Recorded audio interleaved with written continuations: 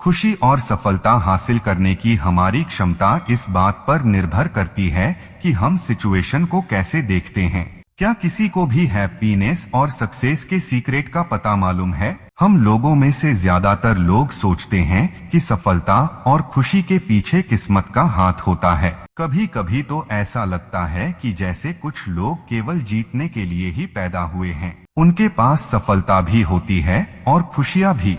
वहीं कई लोग ऐसे भी होते हैं जिन्हें खुशियां मिल ही नहीं पाती हैं। आखिर ऐसा क्यों होता है? लेकिन अब इन सब बातों को लेकर आपको परेशान होने की जरूरत नहीं है। अब इस वीडियो में आपको पता चलेगा कि लाइफ में सफल और खुश होने के लिए क्या करना चाहिए। इस वीडियो में आपको ये भी सीखने को मिलेगा पॉजिटिव थिंकिंग क्या होती है और इससे लाइफ कैसे बदल सकती है। खुशियों की चाबी कहाँ है? तो चलिए शुरू करते हैं। आजकल के समय में अधिकतर लोग हर चीज के एक्सपर्ट बनकर टहलते रहते हैं, बिन मांगे भी सलाह देते रहते हैं। अगर आपसे कोई टकरा जाए तो उससे खुशी और सफलता की ओर जाने का रास्ता पूछ लीजिएगा। अगर आप ऐसा करेंगे तो कुछ लोग उसका रास्ता पैसे को बताएंगे, तो कुछ लोग बड़े बड़े कनेक्शन यानी जुगाड़ को डोट। अब ये फैसला आपको करना होगा कि इन लोगों में से सही रास्ता कौन बता रहा है।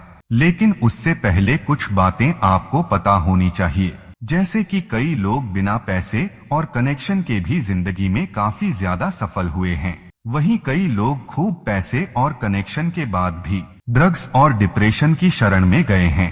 फिर उन लोगों का नंबर आता है जिन्हें दुनिया ने एवरेज समझ लिया था, लेकिन उन्होंने अपनी जिंदगी को शानदार ढंग से जिया और खुशियों की तलाश पूरी कर ली।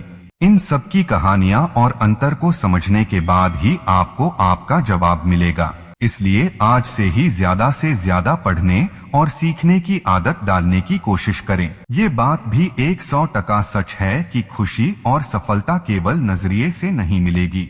अगर आपको नावेल लिखना है तो आपके अंदर लिखने की काबिलियत तो होनी चाहिए। अगर काबिलियत नहीं भी है तो उसे सीखने की कला और पैशन तो लाना ही पड़ेगा। किसी भी फील्ड में सफलता पाने के लिए स्किल्स में मास्टर होना लाजमी है। बिना मास्टरी के मास्टर कैसे बन पाएंगे? इसलिए सबसे पहले अपने रिसोर्स के बारे में पता करिए।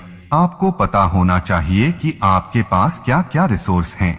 इसके बाद आपको उन रिसोर्सेस का पूरा फायदा उठाते आना चाहिए। अगर आपके पास बहुत काबिलियत है लेकिन आप उस काबिलियत का उपयोग नहीं कर रहे हैं, तो फिर उनका आचार डालने से क्या ही फायदा। आपको उन खूबियों का इस्तेमाल अपनी बेहतरी के लिए करना ही होगा। अगर आप एक्टिंग करना चाहते हैं तो फिर आपको कैमरे के सामने तो आना ही होगा। भले ही अभी आप छोटे प्लेटफॉर्म में कैमरे के सामने आए, लेकिन आना तो पड़ेगा ही। इन सबके साथ लक्ष्य बनाना जरूरी है, लेकिन ऐसा लक्ष्य नहीं बना लेना है जिसे आप हासिल ही ना कर पाएं। इसलिए लक्ष्य तय करते समय खुद से सवाल जरूर करें कि उस लक्ष्य को हासिल करने के लिए आपके अंदर क्षमता है कि नहीं।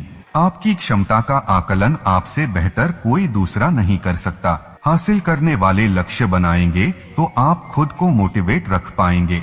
लाइफ में सफल होने के लिए आपका मोटिवेट रहना बहुत जरूरी है, लेकिन इसके लिए आपको किसी मोटिवेशनल गुरु की दुकान में जाने की जरूरत नहीं है। आपको पता होना चाहिए कि आपको आपसे बेहतर कोई मोटिवेट नहीं कर सकता है। इसलिए आज से पैसे देकर या फ्री में भी मोटिवेशन खरीदना बंद कर दीजिए।